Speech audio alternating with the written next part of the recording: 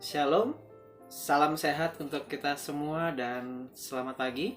Hari ini Mr. Hari akan mengajar materi kita pada hari ini. Alangkah baiknya kita akan memulai dengan berdoa. Mari kita siapkan hati kita supaya kita dikuatkan dan dibekali oleh hikmat daripada Tuhan. Mari kita satu di dalam doa. Terima kasih Tuhan untuk hari ini, untuk pagi ini. Kami bersyukur dan berterima kasih. Biarlah Tuhan sertai kami, pelajaran kami pada hari ini, dari awal, pertengahan hingga akhir. Kami serahkan semua ke dalam tangan-Mu, di dalam nama Tuhan Yesus kami berdoa dan mengucap syukur. Haleluya Tuhan, amin. Hari ini kita akan masuk di bab yang pertama, orang beriman menurut Alkitab. Bab pertama, orang beriman menurut Alkitab. Bacaan Alkitab kita di Ibrani 11 ayat pertama. Mari kita membacanya di Ibrani 11 ayat yang pertama. Iman adalah dasar dari segala sesuatu yang kita harapkan dan bukti dari segala sesuatu yang tidak kita lihat. Iman adalah dasar dari segala sesuatu yang kita harapkan dan bukti dari segala sesuatu yang tidak kita lihat. Mari kita masuk di poin yang pertama, ilustrasi iman. Mungkin tidak sesuai dengan buku paket kalian, Mr. Adi memberikan salah satu contoh ilustrasi tentang iman. Poin A ini, dalam usaha mencari rumah, jadi perlu diperhatikan bahwa poin pentingnya adalah melihat pondasi rumah apakah sudah baik atau tidak. Ada beberapa perumahan yang terlihat menarik dari luar, harganya pun relatif murah. Namun ternyata jika diamati bangunan itu di sana tidak cukup kokoh atau ditinggali buat jangka waktu lama. Jadi kelihatannya menarik dari luar, harganya murah. Ternyata dalam jangka waktu lama bangunan itu tidak kokoh. Ternyata penting sekali kita memperhatikan pondasi rumah kalau kita akan membeli rumah, dan mungkin kalian punya pengalaman ketika orang tua kalian saat membeli rumah. Ternyata pondasi itu penting sekali. Atau juga di dalam mencari rumah, mungkin kelihatannya dari luar bahkan rumah itu belum ditempati, kelihatannya kosong, belum ditempati, tapi bagian depannya sudah roboh. Nah, jadi penting sekali kita bisa melihat ternyata pondasi itu begitu penting ya. Jadi pondasi rumah itu begitu penting di dalam kehidupan ketika kita membeli rumah, apalagi pondasi kehidupan kita. Jadi pondasi rumah saja penting sekali ketika kita membeli rumah, apalagi pondasi kehidupan kita, yaitu iman. Ibrani 11 ayat 1 tadi jelas mengatakan bahwa iman adalah dasar dari segala sesuatu yang kita harapkan dan bukti dari segala sesuatu yang tidak kita lihat. Lanjut ke poin B. Pengertian iman dalam Alkitab. Dalam Alkitab, kata iman dalam bahasa Ibrani adalah emun. Kita dapat melihatnya di kitab Ulangan pasal 32 ayat 20 dan Habakuk 2 ayat 4. Kata iman dalam bahasa Ibrani ini adalah emun. Ini berarti adalah kesetiaan. Di dalam bahasa Yunani juga dikatakan kata iman ini adalah pisteo, yang berarti mempercayai atau menerima sebagai hal yang benar, percaya tanpa ragu-ragu sedikit pun. Nah, ini poin penting kita, bahwa seringkali kita dengar ya bahwa kata iman ini dalam bahasa Yunani digunakan kata pisteo yang artinya percaya tanpa ragu-ragu sedikit pun. Ketika kita memiliki iman kepada Tuhan, berarti kita benar-benar percaya tanpa ragu sedikit pun bahwa Tuhan itu ya adanya. Kata pisteo di dalam bahasa Yunani ini juga berarti bersandar kepadanya. Nah, ini menjadi poin penting kita. Ketika kita beriman kepada Tuhan, ketika kita bersandar kepadanya, bersandar sesuatu yang benar-benar ilahi, yang kuat, yang kokoh, pasti kita akan memiliki di dalam kehidupan ini benar-benar kuat ya, teguh. Bahkan di dalam perjalanan kita ya benar-benar kita kuat dan penuh percaya diri. tanpa ragu-ragu sedikit pun. Tetapi berbeda ketika kita bersandar kepada materi atau mungkin manusia. Mungkin seringkali kita merasa kecewa dan sebagainya. Tetapi ketika kita beriman kepadanya atau kepada Tuhan, berharap penuh kepadanya atau berharap penuh kepada Tuhan, itu akan membuat kita memiliki dasar yang kuat dan teguh. Kalau materi mungkin bisa hilang gitu saja. Manusia mungkin bisa mengecewakan kita. Jadi sandaran kita nggak kuat, tetapi ketika kita bersandar kepada Tuhan, ya pasti kita memiliki dasar yang kuat dan teguh. Dalam bahasa Latin menggunakan kata fides atau faith dalam bahasa Ibrani. Nah, Ibrani 11 ayat 1 mendefinisikan bahwa iman adalah dasar dari segala sesuatu yang kita harapkan dan bukti dari segala sesuatu yang tidak kita lihat. Beriman berarti berpegang teguh pada apa yang diyakini atau berketetapan hati. Orang Jawa katakan mantep ya, jadi mantep, madep karep. Jadi sesuatu yang benar-benar pasti, yakin dengan teguh. Untuk meyakini sesuatu karena apa yang diyakini itu dapat diandalkan atau dapat dipercayai. Iman selalu dihubungkan dengan kepercayaan kepada Allah. Jadi kata iman ini atau iman ini selalu dihubungkan dengan kepercayaan kita kepada Allah. Orang yang percaya kepada Allah akan meyakini, mengandalkan, menaruh harapan, berpegang teguh kepada apapun yang Allah katakan dan lakukan. Kalau dia memiliki iman, itu tandanya dia pasti akan membaca Alkitab. Dia pasti akan mendengarkan renungan-renungan firman Tuhan melalui hamba Tuhan. Bahkan dia rajin beribadah dan dia bakal senantiasa memperkatakan firman Tuhan itu. Ketika dia memiliki iman, berarti tandanya dia menaruh harapannya kepada Tuhan. Jadi dalam kehidupannya dia pasti bertindak bahwa dia pasti akan melakukan dan mengandalkan Tuhan. Nah, iman tidak datang dengan tiba-tiba. Jadi iman itu tidak datang dengan tiba-tiba, atau orang Jawa katakan ujuk-ujuk tiba-tiba ada gitu ya. Tidak. Tetapi iman itu tidak dapat hadir tanpa sebab juga. Jadi iman itu tidak dapat hadir tanpa sebuah alasan atau sebab akibat.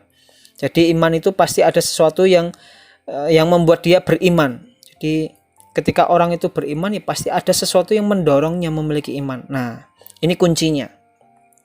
Roma 10 ayat 17.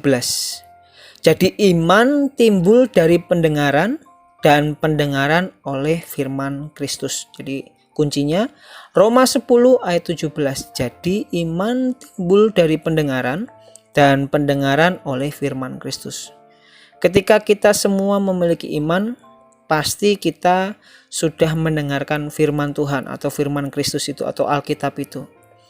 Kalau kita percaya sama Tuhan, pasti kita percaya karena memiliki dasar bahwa kita mendengarkan firman Tuhan atau mendengarkan Injil dan lain sebagainya. Jadi tidak mungkin tanpa Alkitab, tanpa apapun itu kita tiba-tiba punya iman. Itu nggak mungkin, mustahil ya. Tapi kalau orang beriman pasti dia timbul dari pendengaran dan pendengaran oleh firman Kristus melalui Alkitab. Nah, ada beberapa hal yang penting tentang iman. Yang pertama, iman adalah anugerah.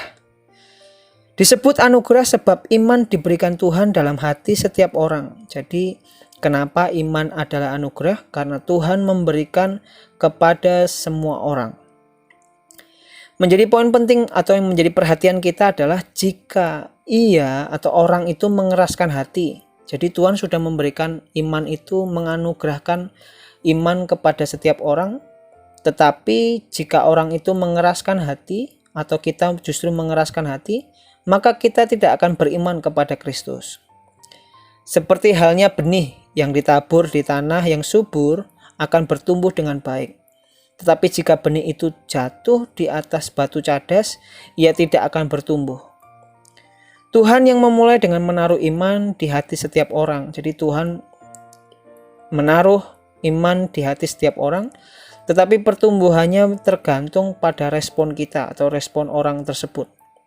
Jadi iman adalah anugerah. Tuhan memberikan iman itu kepada semua orang, tetapi tergantung kita apakah kita merespon atau tidak, atau justru kita mengeraskan hati. Nah, itu yang menjadi poin penting kita. Yang kedua, hal penting yang tentang iman, yang kedua adalah iman bersifat dinamis. Bersifat dinamis ini sebab iman itu hidup, aktif, bukan pasif. Jadi iman terus bertumbuh dalam setiap keadaan dan mengalami banyak ujian untuk mengokohkannya. Jadi kalau kita punya iman, ya ketika kita beriman bahwa kita ingin sukses, ya pasti kita akan aktif.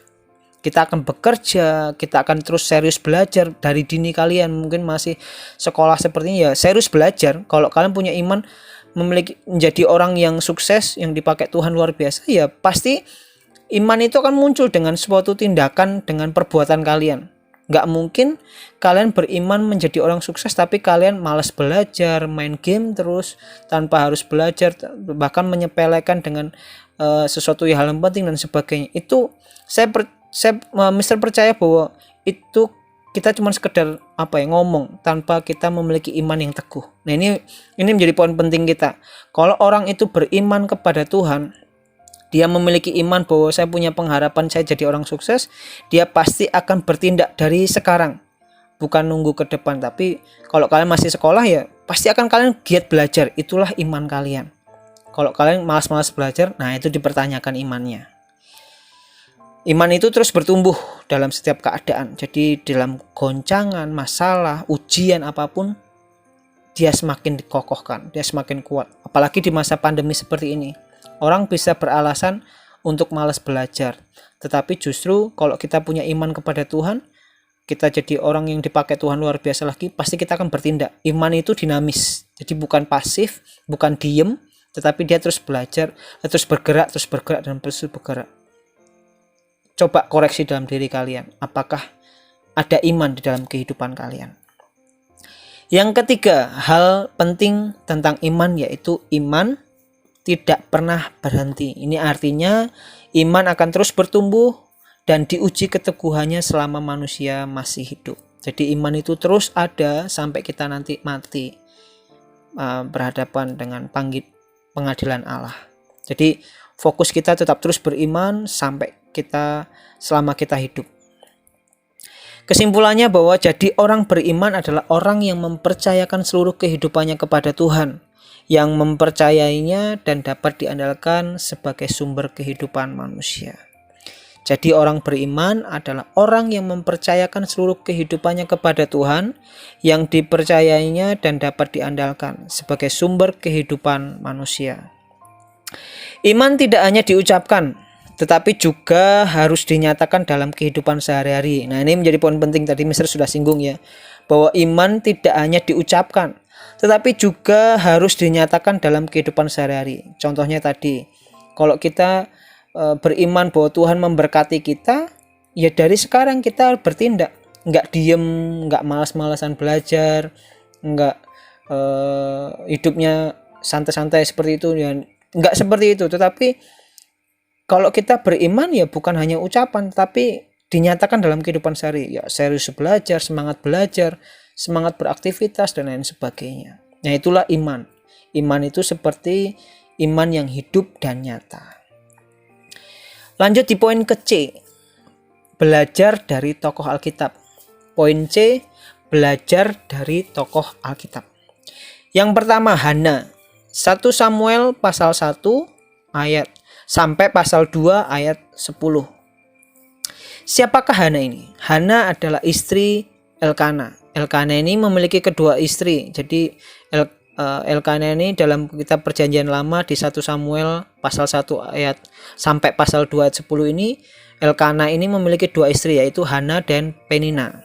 Jadi Penina Tuhan memberkati dia.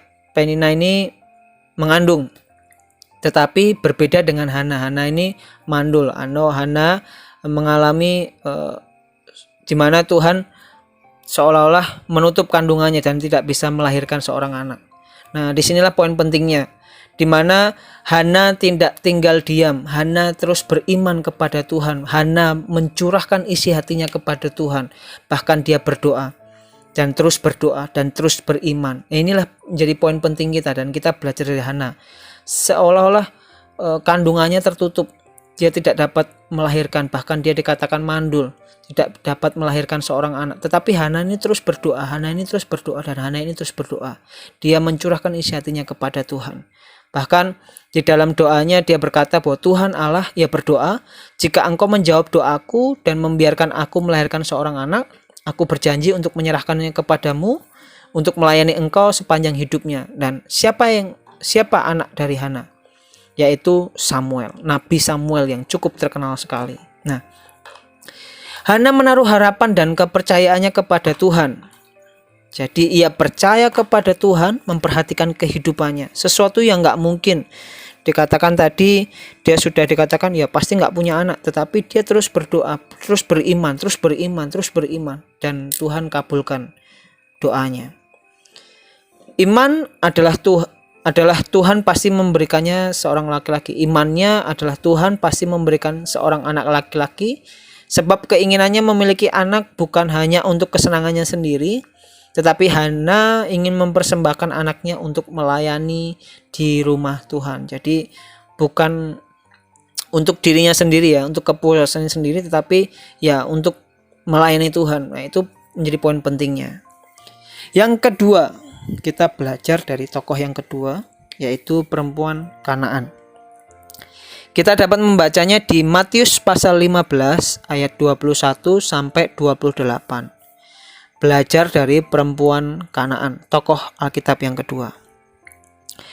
Perempuan Kanaan ini tidak pernah meragukan pemberian Tuhan, apapun bentuknya. Ia lebih senang jika Tuhan memberikan meskipun remah-remahnya. Kalau kalian membacanya di Matius pasal 15 ayat 21 sampai 28, di situ jelas katakan bahwa perempuan Kanaan ini perempuan yang sebenarnya di luar dari orang Yahudi ya, bahkan berbeda dengan orang Yahudi. Nah, seorang perempuan Kanaan memohon kepada Tuhan Yesus demi kesembuhan anaknya yang dikasihinya. Di ayatnya dikatakan bahwa kasihilah aku ya Tuhan, anak Daud, karena anakku perempuan kerasukan setan dan sangat menderita. Tetapi Yesus sama sekali tidak menjawabnya. Lalu murid-muridnya datang dan meminta kepadanya, suruhlah ia pergi, mengikuti kita dengan berteriak-teriak. Jawab Yesus, aku diutus hanya kepada domba-domba yang hilang dari umat Israel. Tetapi perempuan ini mendekat dan menyembah. Dia sambil berkata, Tuhan, tolonglah aku. Tetapi Yesus menjawab, tidak patut mengambil roti yang disediakan bagi anak-anak dan melemparnya kepada anjing. Kata perempuan itu, benar Tuhan, namun anjing itu makan dengan remah-remah yang jatuh dari meja tuannya. Sikap kerendahan hati dan keyakinan ibu atau perempuan Kanaan ini tersebut menggugah hati Tuhan Yesus. Maka Yesus menjawab dan berkata kepadanya, hei ibu atau hai perempuan Kanaan, besar imanmu. Maka jadilah kepadamu seperti yang kau kehendaki, dan seketika itu juga anaknya sembuh. Di sini kita belajar bahwa perempuan Kanaan yang seolah-olah perempuan yang enggak dianggap ya, maksudnya dari bangsa lain. Tuhan Yesus hanya melayani bangsa Israel ini, diibaratkan seperti itu. Domba-dombaku yang hilang dari umat Israel. Dia cukup melayani hanya orang Israel, tidak di luar Israel. Tetapi dia katakan bahwa dia memiliki iman teguh bahwa Tuhan juga akan pasti tolong kepada anaknya yang sakit. Nah, disitulah peran iman. Ketika iman itu bukan hanya ucapan tetapi dengan kehidupan atau dengan tindakan. Yang ketiga, tokoh yang ketiga yang mungkin cukup terkenal sampai sekarang ini, yang mungkin di sekolah minggu seringkali kalian mendengarkannya. Tokoh ketiga adalah Ayub. Ayub pasal 23 ayat 10, kalian dapat membacanya nanti ya. Bahwa kisah Ayub ini dalam kehidupannya bertubi-tubi dia mengalami ujian, tantangan hidup, bahkan masalah yang begitu berat.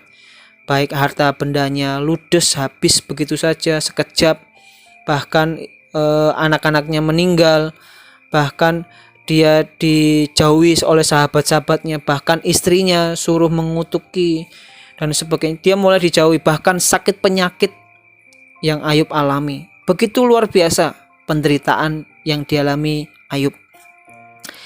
Tetapi kita di sini dapat melihat iman Ayub begitu luar biasanya. Ayub sangat menderita, Oleh sebab itu istri Ayub tidak tega melihatnya dan berkata kepadanya, "Sumpahi saja Allah, lalu matilah." Sampai segitunya dia ditinggalkan istrinya, bahkan istrinya pun yang ia cintai mah justru mengajaknya untuk menyumpahi Allah dan suruh mati. Ngeri sekali ya, suruh mengutuki Tuhan. Tetapi Ayub tidak melakukannya. Nah, inilah iman Ayub. Dia bukan beriman pada waktu dia sukses, dia beriman bukan saat dia lagi senang, happy, tetapi dengan kondisi yang tidak mungkin, bahkan situasi yang bahkan dia kehilangan semuanya, dia tetap beriman. Nah, ini tokoh Alkitab yang sangat luar biasa sekali. Perlu kita contoh, bahkan kita teladani sampai saat ini. Di masa pandemi seperti ini, kelihatannya tidak ada harapan. Kelihatannya tidak ada jawaban dari Tuhan. Tapi percayalah bahwa belajar dari kehidupan Ayub ini, dengan kondisi bukan hanya waktu dia senang, waktu dia sukses, waktu dia kaya, tetapi kondisi yang buruk, kondisi yang terpuruk, bahkan penderitaan yang luar biasa, tetapi dia tetap memiliki iman yang teguh sama Tuhan. Nah, ini menjadi poin penting kita saat ini. Tokoh Alkitab yang perlu kita pelajari, bahwa Ayub tetap setia. Nah, ini menjadi poin penting. Ayub tetap setia kepada Tuhan, dan ia berkata, "Karena ia tahu jalan hidupku, seandainya ia menguji aku akan timbul seperti emas." Ini perkataan Ayub yang cukup luar biasa, bahkan memberkati Mr. Hari secara pribadi ya. Dengan kondisi yang sebenarnya mustahil, bahkan kondisi yang parah, yang buruk, dia tetap memiliki iman. Coba bayangkan kalian di posisi seperti Ayub, mungkin ya pasti akan meninggalkan iman kalian. Tetapi kita mau belajar dari kehidupan Ayub, apalagi di masa pandemi seperti ini, kok nggak kunjung selesai-selesai. Bahkan pemerintah, bahkan Pak Presiden kita memberikan perpanjangan PPKM yang cukup panjang lagi ya. Tidak, sepertinya seolah-olah tidak ada harapan, seolah-olah tidak ada jawaban. Tetapi di kondisi seperti ini kita mau belajar memiliki iman seperti Ayub. Ayub tetap setia kepada Tuhan, dan dia berkata, "Karena ia tahu jalan hidupku, seandainya ia menguji aku akan timbul seperti emas." Jadi wujud dari imannya, dia percaya bahwa ini sebuah proses ujian yang membentuk dia menjadi seperti emas. Hal ini membuat Allah sangat senang, sehingga setelah itu Allah memberkati Ayub cukup luar biasa sekali. Luar biasa berkat yang diterima Ayub. Ia menyembuhkan Ayub dari penyakitnya, serta memberkatinya berlipat kali ganda dan berkat semula yang ia miliki. Tuhan tidak pernah mengecewakan orang-orang yang berharap kepadanya. Ini menjadi poin penting kita, bahwa ketika kita punya iman kepada Tuhan, poin pentingnya bahwa Tuhan tidak pernah mengecewakan orang-orang yang berharap kepadanya. Sekali lagi, poin penting kita di materi kita di bab 1 ini, Tuhan atau Tuhan Yesus sendiri tidak pernah mengecewakan orang-orang yang berharap kepadanya. Biarlah pelajaran kita di bab 1 ini bisa menjadi berkat buat kita semua. Belajar kita punya iman seperti firman Tuhan pada hari ini, Ibrani 11 ayat 1. Iman adalah dasar dari segala sesuatu yang kita harapkan dan bukti dari segala sesuatu yang tidak kita lihat. Bukan saat kita senang kita beriman, tetapi saat kondisi kita dalam pergumulan hidup, bahkan punya masalah, apakah kita memiliki iman yang tetap terus berpegang teguh kepada Tuhan? Tadi dalam bahasa Ibrani, emun, yang artinya setia, kesetiaan. Apakah kita tetap setia sama Tuhan ketika kita beriman kepadanya? Dalam bahasa Yunani, pisteo, apakah kita benar-benar percaya tanpa ragu-ragu sedikit pun? Nah, apakah itu jadi perenungan buat hidup kita? Dalam bahasa Latin, bahkan dalam bahasa Inggris pun, fides atau faith, itu jelas mengatakan bahwa segala sesuatu yang kita harapkan dan bukti dari segala sesuatu yang tidak kita lihat. Apakah kita tetap terus beriman kepada Tuhan dalam kondisi apapun? Jangan pernah kita kehilangan harapan. Jangan pernah kita mundur dari iman kita percaya kepada Tuhan. Saya percaya, Mr. Hari percaya bahwa kita semua tidak akan pernah dikecewakan oleh Tuhan. Tuhan tidak pernah mengecewakan orang-orang yang berharap kepadanya. Itu saja yang dapat Mr. berikan. Tuhan Yesus memberkati kita semua. Dan hari ini Mr. Hari akan memberikan tugas bab 1. Jadi supaya kita semakin mengerti ya materi ini, bab 1 ini, Mister akan memberikan tugas. Nah, inilah tugas. Kalian dapat melihat di slide-nya ini. Semoga ini bisa menjadi pedoman kita atau menjadi perenungan kita juga ketika kalian dapat mengerjakan tugas-tugas ini. Tuhan Yesus memberkati. Nah, hari ini kita tadi sudah menyelesaikan materi kita pada hari ini. Alangkah baiknya kita juga akan mengakhirinya dengan berdoa. Tetap semangat ya. Mari kita satu di dalam doa. Terima kasih Tuhan untuk hari ini, kami bersyukur dan berterima kasih karena Tuhan sertai kami. Apapun yang kami pelajari Tuhan, materi kami pada hari ini, biarlah Tuhan yang akan memberi kami hikmat dan kekuatan lebih lagi. Berkati untuk kedua orang tua kami lebih lagi, biarlah kasih-Mu dan kebaikan-Mu senantiasa ada buat kami semua. Terima kasih, di dalam nama Tuhan Yesus kami berdoa dan mengucap syukur. Haleluya Tuhan, amin.